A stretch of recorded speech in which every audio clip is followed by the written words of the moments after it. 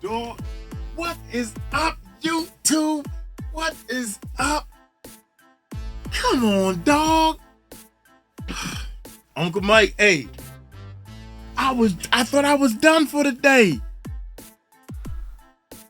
Dude, 13 new lawsuits? That's clickbait, right? Please tell me it's clickbait. I'm losing count. Oh my God, wait a minute, y'all, wait a minute. What's up, YouTube? How y'all doing? Hey, check this out, man. Come on, man. Are you serious, Puffy?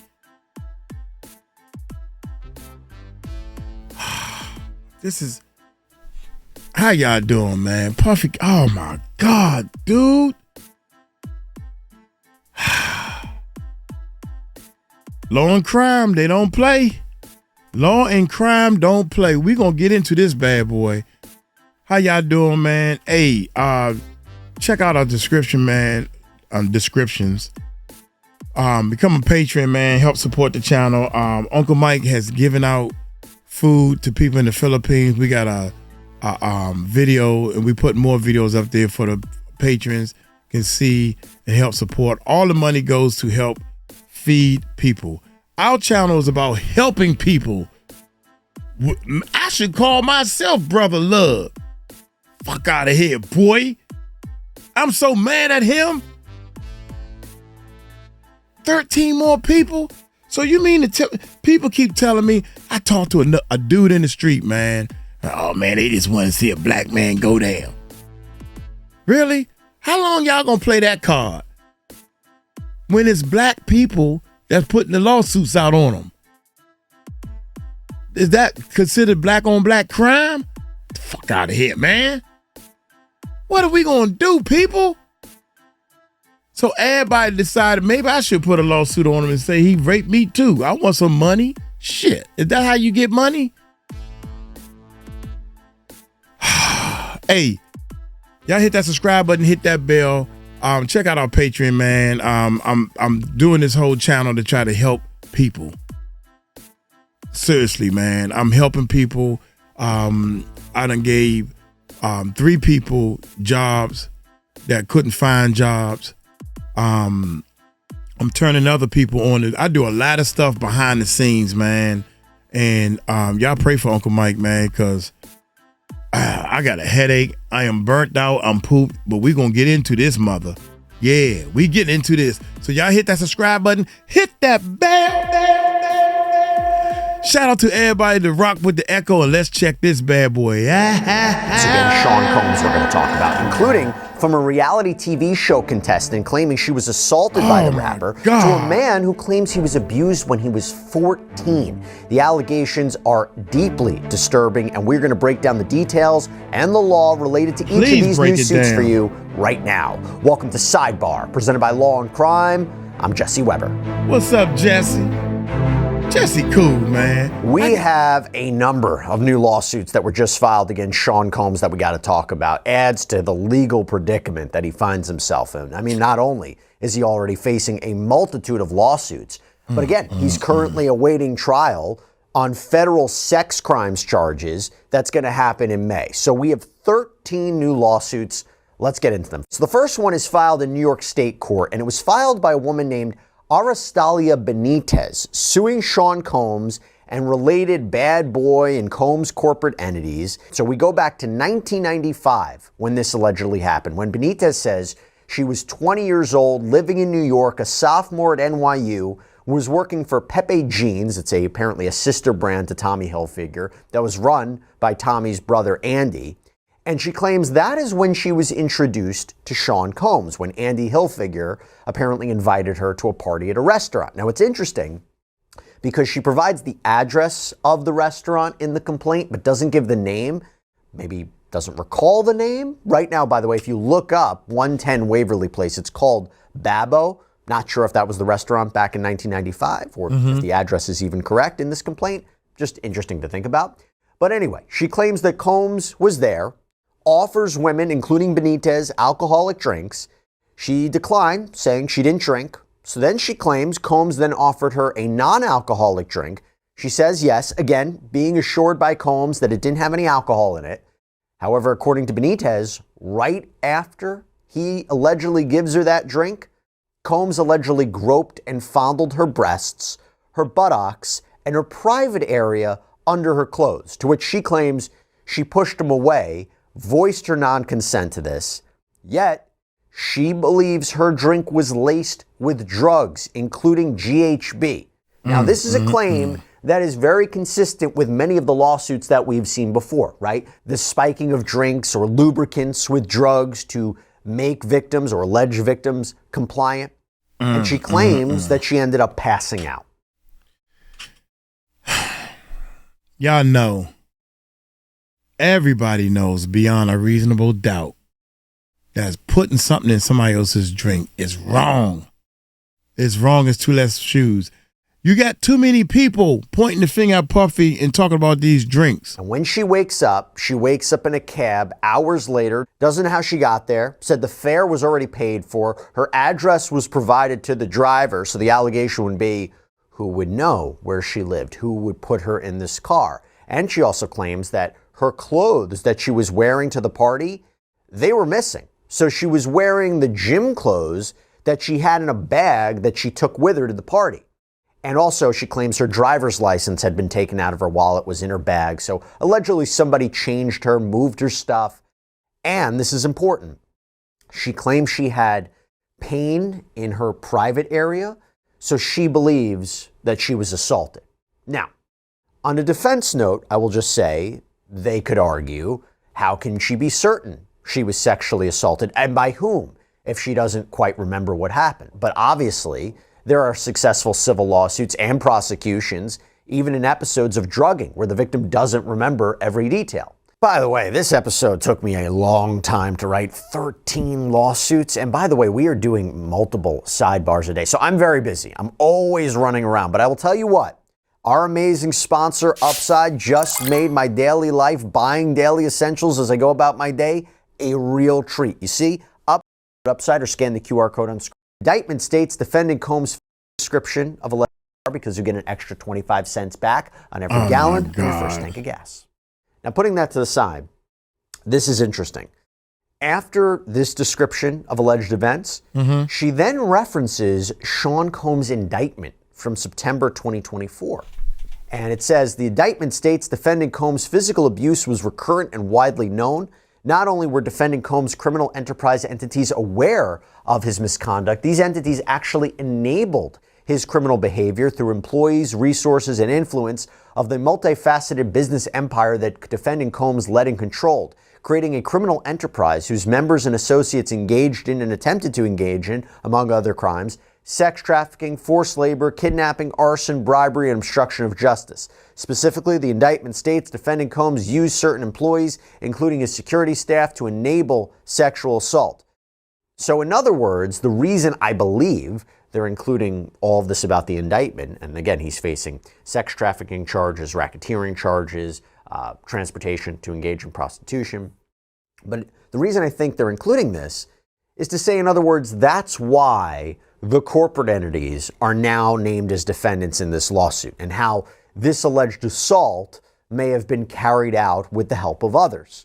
And I also wonder if that is included to suggest this is why the action is being brought now as opposed to years ago, right? Either I didn't feel the ability to come forward because I didn't understand what had happened to me until Combs' alleged pattern and practice was laid out by prosecutors so many years later, or because of Combs' power, his wealth, his influence, it was very difficult to come forward. By the way, I want you to keep that in mind because that theme comes up in other lawsuits.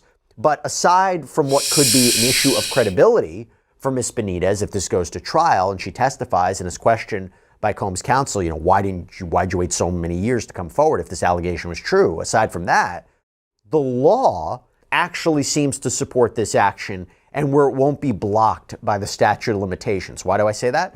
Because she is suing under the New York City Victims of Gender Motivated Violence Protection Act, or VGMVPA. The idea is that a sexual assault is a crime of violence that because of the characteristics of that attack, it shows it was motivated by gender.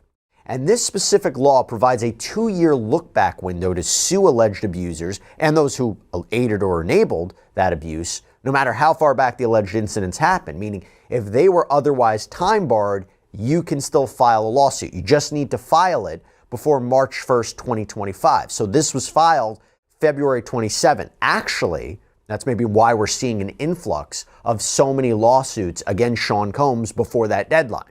But here's how it connects to not only Combs, but the other defendants. The complaint reads that the corporate defendants enabled defendant Combs to commit this act of gender-motivated violence by using their power and influence to take advantage of plaintiff while she was in a vulnerable state, providing her with drinks with substances in them that caused her to lose consciousness and control over her body, and raping her, giving Combs long-standing pattern and practice of committing sexual violence against others, both male and female, and including those below the age of majority.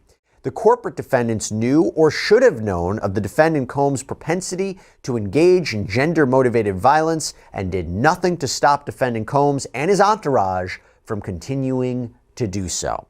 And she is seeking compensatory damages, those to restore a plaintiff to whole, punitive damages, a form of punishment against the defendant, costs, fees, including attorney's fees, and also, just as you saw and you will see, like Ms. Benitez, there are plaintiffs who have chosen to sue under their real names, no pseudonyms like Jane Doe or John Doe. Number of reasons why. First, they may want to go public with their claims and not shield behind anonymity. Perhaps they believe this would make their argument stronger because, not so easy to make a public statement like this, personal claims, private details, and announce who you are. So they might argue it adds to my credibility. But also, as we talked about before, a number of Jane Does who have tried to proceed anonymously in their civil actions against Sean Combs, they have been ordered by the court that if they want these cases to go forward, they need to publicly identify themselves. They can't use pseudonyms anymore. And that's namely because they haven't shown enough reason or strong enough reason to remain anonymous. Like they haven't shown how they will suffer harm if their identities are revealed. Right, There's right. Sean Combs' rights as a defendant in a litigation to know who is suing him. Right. So perhaps plaintiffs like Ms. Benitez and others say, we want to save the costs in having to litigate that precise issue about anonymity, going back and forth on that. Let's just move on to the actual substance of the case. Okay, so we went a little bit into depth about that specific case, the law here, but I only did that because this is very similar claims, similar law, similar paragraphs to what we're seeing in these other lawsuits. I wanted to lay the groundwork. Now you know what this is all about. Now you know the law, and we're going to go through the rest of these pretty quickly. Next one, we got 𝗗𝗢𝗡𝗞𝗦. So this is New York State Supreme Court suing Sean Combs, also suing currently unidentified John Does, whose identities may be revealed during the course of the litigation and officially named as defendants once she might find out who those people are. Also suing Bad Boy Entertainment and VH1. She claims back in 2006 she had graduated from college with hopes of entering the fashion world. So she claims the next year she applied to be on Sean Combs' new reality show on VH1. And the show was called I Want to Work with Diddy. And she claims after interviews and even receiving a letter saying she was a finalist, actually the text of that apparent letter is published in the complaint. Damn. She claims she was chosen to be on the show. And she claims at a party, she was given a drink, started to feel delirious. She was taken to where Diddy was sitting, and he ultimately persuaded her to perform oral sex on him. So she claimed that it was a combination of the environment, the substances she was given, the power dynamics, and she then says she passed out. When she wakes up, she claims she wakes up back in the bed at the reality TV show house where they were all living. Combs is at the foot of the bed, and she claims she knew at that point she had been raped because she had a pain in her private area. And she claims that she and the cast were at one point then flown to LA, where Combs kept complimenting her, and she had this mixed bag of emotions about how to feel about all this because he called her a star or would be a star. But she claims that he continued to commit alleged acts of sexual assault and misconduct upon her. And she is also suing under the same Gender-Motivated Violence Protection Act. Next up, we have Leslie Cockrell, also suing in New York State Court. And she claims that back That right there, that one thing is how it starts. I drug you. Once you wake up, you know it's me. Now I'm going to start grooming you. Are you so beautiful? I'm going to make you a star. I'm going to keep saying that because I want you to keep that secret that you know what I did. You know that I know that you know what I did. But I'm going to make you a star, baby. You're going to be a star, rich, walk on the fame and all this blah, blah, blah, blah, blah. And I'm going to get it again and again because then you're going to be a star. That's what it is. That's the grooming part right there. He's also suing under the same gender-motivated violence protection act. Shame. Next up, we have 𝗟𝗜𝗡𝗞𝗦 also suing in New York State court. And she claims that back in 1999, when she was 24 years old, she ran a scouting business connecting artists with producers. And at one point, she connected with somebody named Jay Stone. She claims that in the summer of 1999, she was at her friend 𝗟𝗢𝗡𝗞𝗦's apartment in the Bronx, and at around 1 a.m., Stone comes to the apartment with an invitation to go to Combs' party in the Hamptons. So they drive there. They arrive, according to her, at around 3 or 4 a.m. By the way, very specific details in this complaint. Had to call that out. Very specific. So you would say, does that add to her credibility in a way? Now, if you add specific details and it's later shown that that's not accurate, that the evidence that comes out that you're wrong, that could hurt a little bit. I mean, look what happened with the unidentified Jane Doe who was suing Jay-Z. Her claims about what she saw and what she observed, there was an NBC report that allegedly or arguably debunked a lot of that. So just something to keep in mind. On one hand, it could be really useful for a plaintiff to be that more specific, but it also, if it's not backed up by the evidence, could be problematic. Then again, this happened so long ago, maybe it's not surprising that some of these details are not 100% accurate. Anyway, she claims she goes to this party, and at the party, she had to give security her phone, and she claims that Combs comes up to her, offers her a drink, rubs her shoulders, touches her, and then gives her a tour of the house. And she claims that as this was going on, there were essentially naked people engaging in all sorts of sexual activities all around her. And then she claims she started to feel lightheaded and then nauseous and believes, as we've heard before, that her drinks were spiked. And she claims she was put in a room where Combs and another man were naked. She claims that Combs started pleasuring himself, touching her. She claims she couldn't move or scream. She claims she actually heard other men laughing while this was going on, so it sounded like they were watching all this happen. And then she alleges that Sean Combs raped her. From there, she claims she woke up in a car outside the house feeling sore, swollen, as if she had been beaten up. She was driven back to her friend's house in the Bronx by a security guard, but not before this security guard allegedly told her that, quote, she should just accept what just happened to her and be grateful that defendant Combs picked her. Told her that she was a nobody and to not tell anyone what happened. Damn. She claims she was terrified. Damn. And it goes to the idea of maybe why she didn't come forward soon, Damn. right? This complaint also reads, That's once crazy. at a friend's house, plaintiff told her friend about what happened. Plaintiff's friend encouraged her to call the police, but plaintiff was scared by what the security guard with a gun had said to her, so she decided not to. She is also sued under New York City's Gender Motivated Violence Protection Act. Next up, we have Justin Gooch, also filed on February 27th, like the last two. Claims that when he was just 16 years old in January 1999, he went to the Tunnel nightclub. And he claims Combs was there, saw him, gave him ecstasy and alcohol, and when they went into a bathroom together, he claims Combs gave him ketamine and then proceeded to sodomize him without his consent, with Combs allegedly saying, that wasn't so bad, was it? And he apparently didn't tell his grandparents, who he was living with back in New Jersey, but his friends apparently found out that this happened, so you wonder potential witnesses at a trial. Now, he too is suing under the Gender Motivated Violence Protection Act, but he's also suing for negligence, intentional infliction of emotional distress, and battery. Interesting, those claims, because you do wonder, is there a statute of limitations issue on those causes of action? We'll see. Next one we have from February 28th. So again, right before that March 1st deadline of the Gender Motivated Violence Protection Act. This is from an unidentified Jane Doe who claims that in or around March 1998, she and a girlfriend went to a party at Combs' recently opened restaurant in Manhattan called Justin's. And once there, she claims she met an unidentified athlete, referred to as Athlete A. Apparently, this person sent her a drink, invited her to a private table, but she claims at one point she goes into the bathroom and Athlete A follows her in.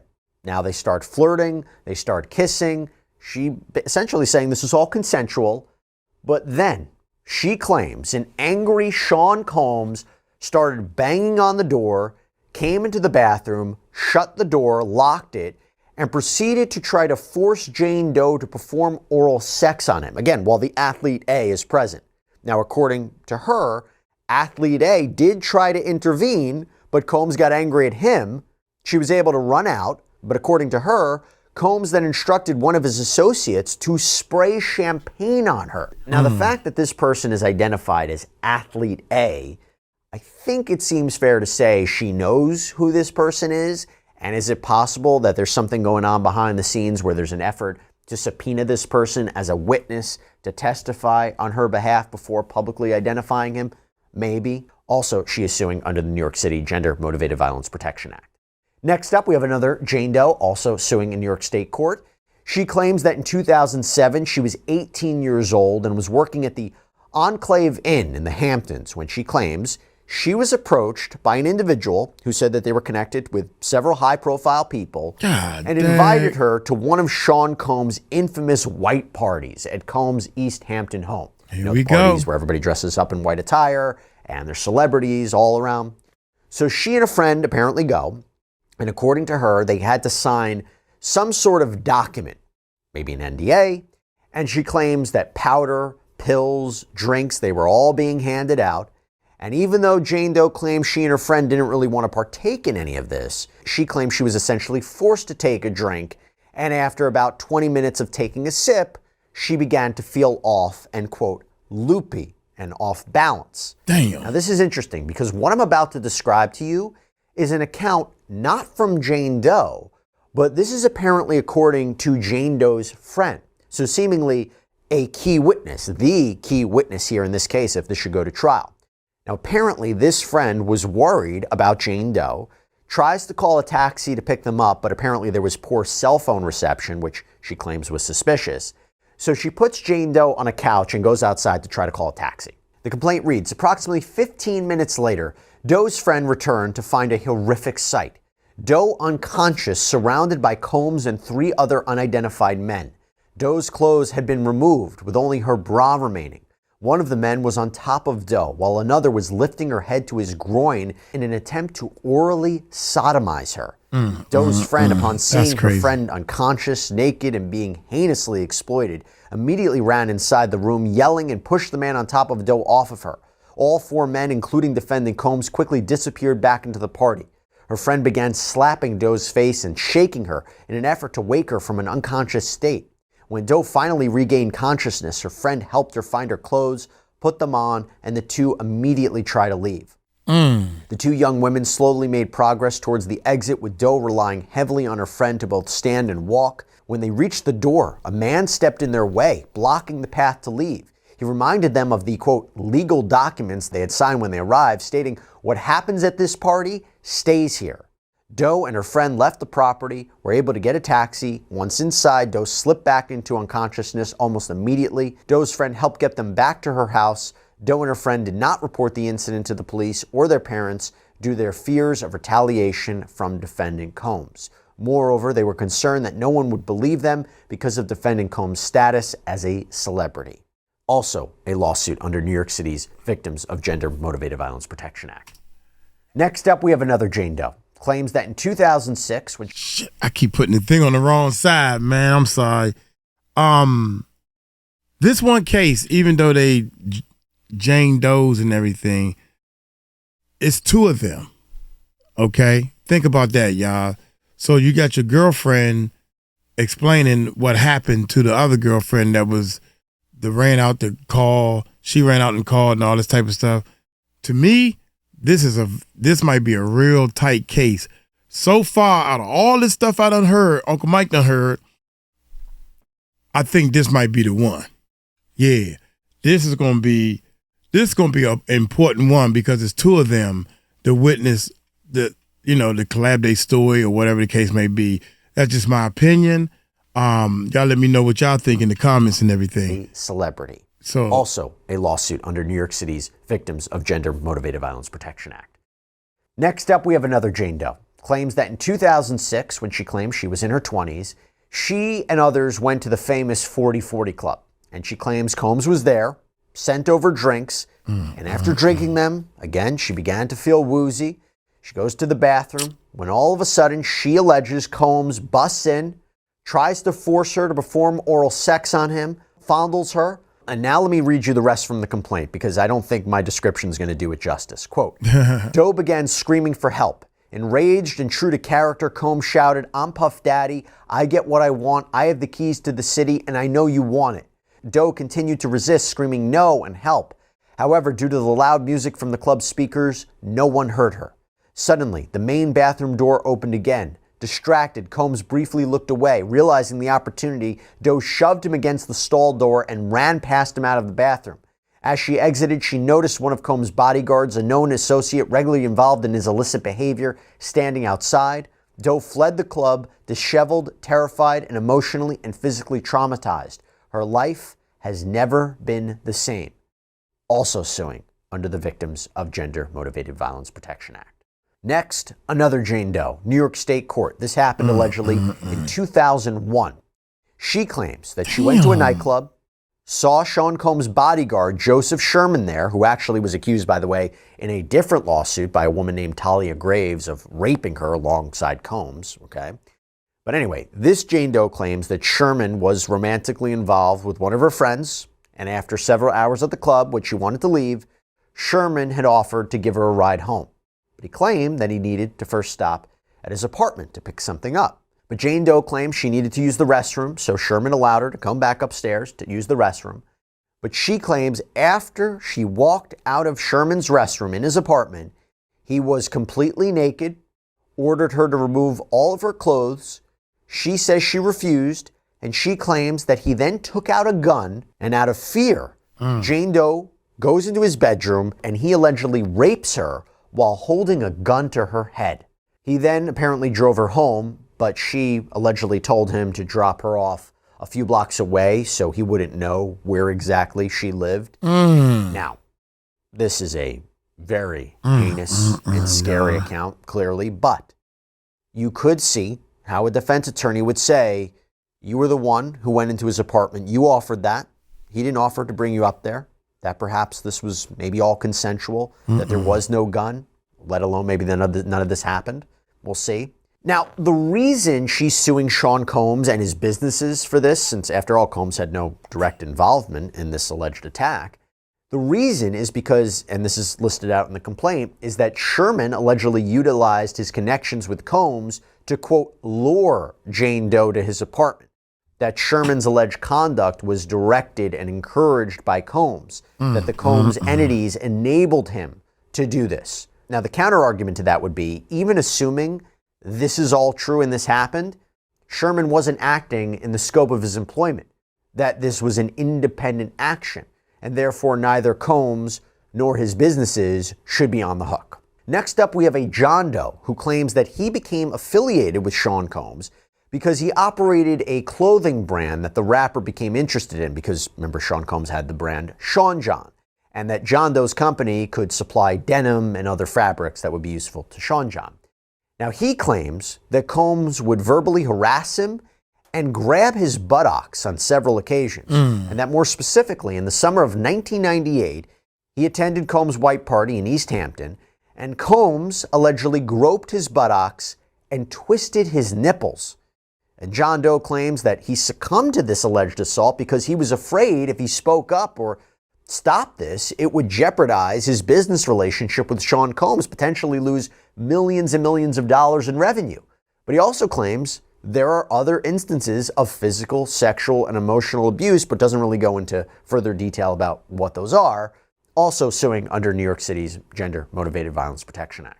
We have another John Doe, New York State Court, who claims that in 1997 he was a respected barber working in Harlem and Combs was one of his clients. And one day he claims he was invited to a recording studio with Combs. And after being supplied alcohol and marijuana, he claims he fell asleep. And when he woke up, he claims he saw Sean Combs standing over him, his pants and underwear pulled down. I'm not going to go into further detail here other than to say he believes Combs had violated him. And then John Doe claims he got angry. And that's when Combs, according to him, offered him $1,000 to calm him down. Now, this John Doe claims he took the money, left the studio humiliated, and he claims Combs kept giving him cash to keep him quiet as they kept running into each other at different events, again suing under the Victims of Gender-Motivated Violence Protection Act. We have another John Doe. Wait a minute, man. Wait a minute. So you mean to tell me you've been taking money from Puffy to keep quiet over this stuff, and now you're going to sue him? I mean, don't get me wrong, y'all. I'm glad he did it. I'm glad you're suing. That just let people know how the more the merrier, if it's all true, you know. But yeah, I took the money. I was pissed off at him, so I took the money. Everybody need money, so I took the money. But at the same time, I don't know. I mean, you took the money like you been. Oh man, I don't know about that one, y'all. Y'all let me know in the comments what y'all think. He took the money, even though the hush-hush money, but you gonna still snitch. Okay.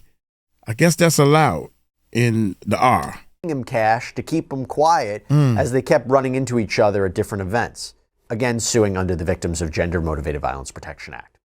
We have another John Doe filing suit in New York State Court, although this one very different because he claims that what happened to him was back in 2006 when he was just 14 years old.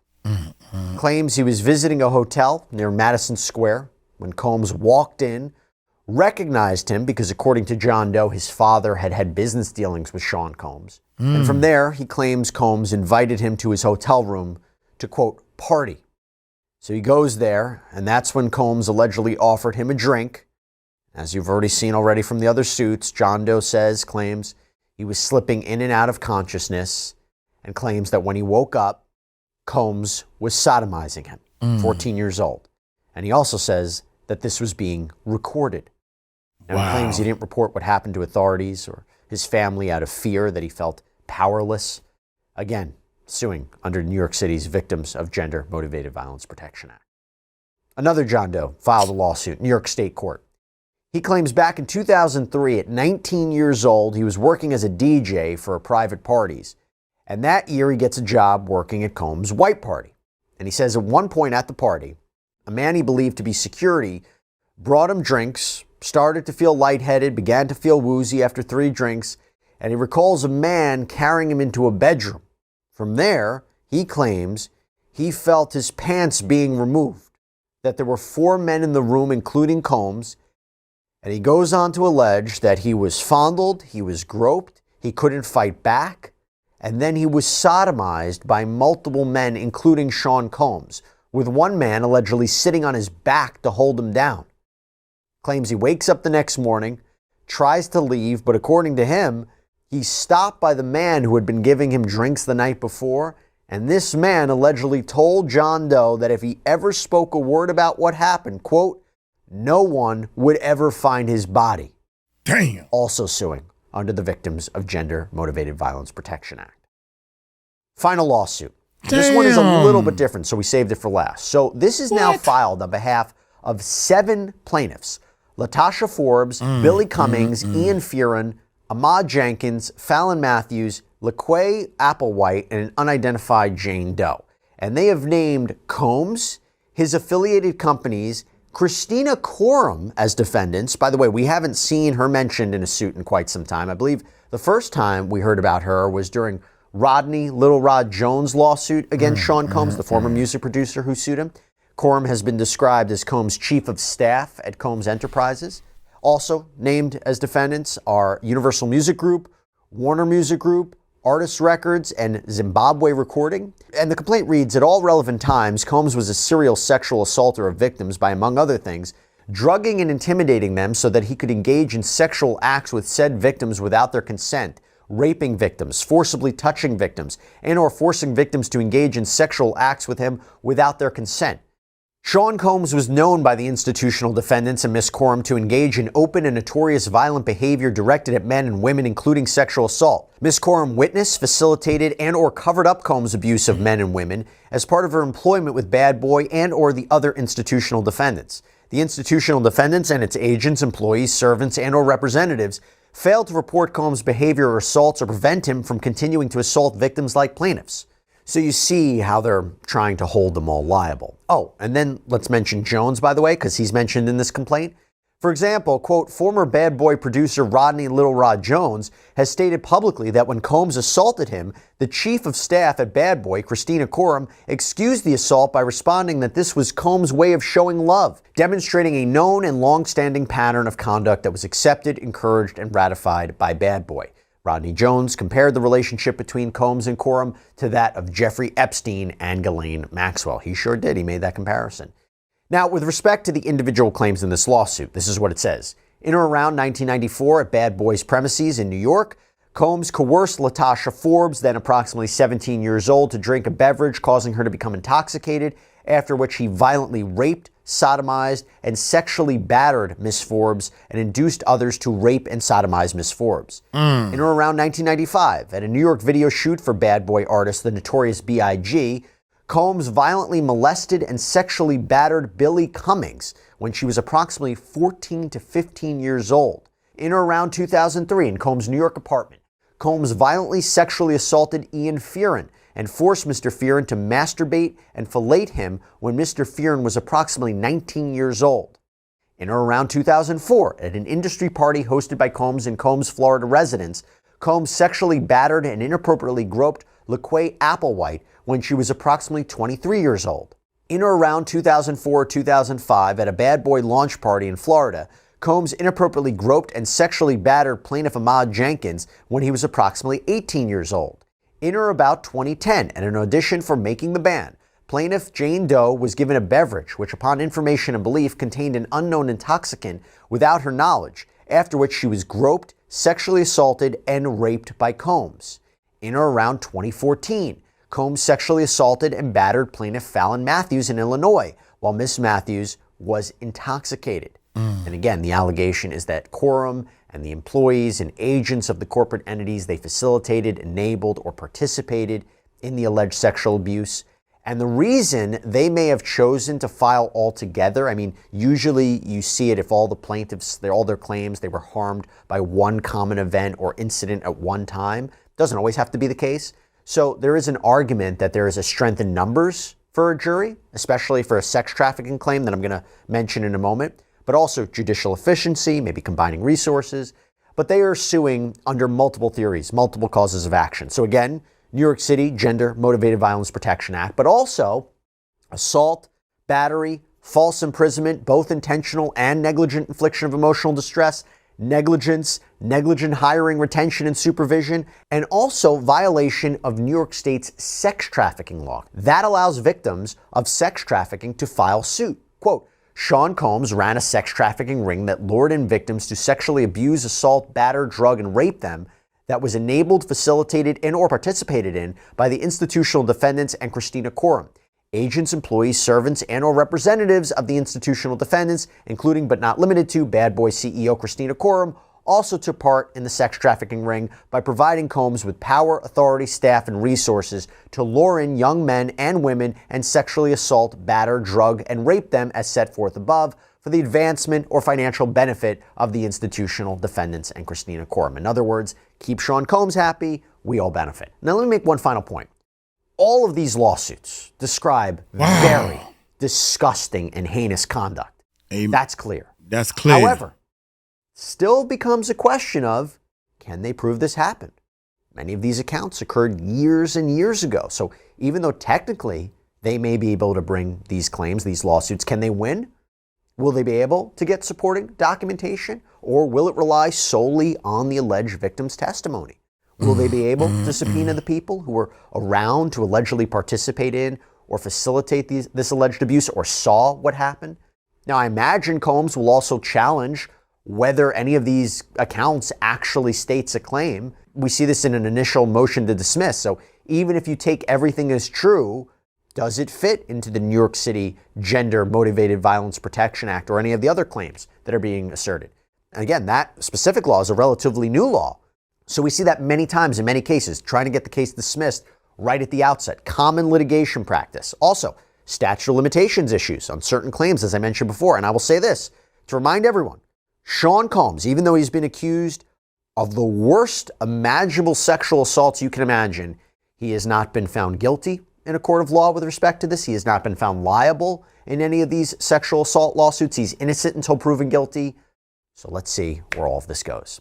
That's all we have for you right now here on Sidebar. Everybody, thank you so much for joining us. And as always, please subscribe on YouTube, Apple Podcasts, Spotify, wherever you get your podcasts. I'm Jesse Weber. I'll speak to you next time. If I would have known in any kind of way that bad boy Puffy, if I'd have known any of this, I would have never even listened to any of his music. Are you serious? How in the world? Busby got over 120 cases. He got over 3,000 phone calls, y'all. That's what he said. And he picked through 120. You just got 13 new cases. Now, some of these cases, I think, starting to overlap each other because the 13-year-old boy with the soda, I think that's part of this 13-year-old kid. Dude, man, y'all let me know what y'all think, man. Hey, thank y'all so much for watching the videos and everything. Y'all, oh my God, man. I am pissed off over this. There's no way in the world. Man, y'all take it light, take it slow. Tell them Uncle Mike told you so. Peace out. Never thought the music industry was this crazy.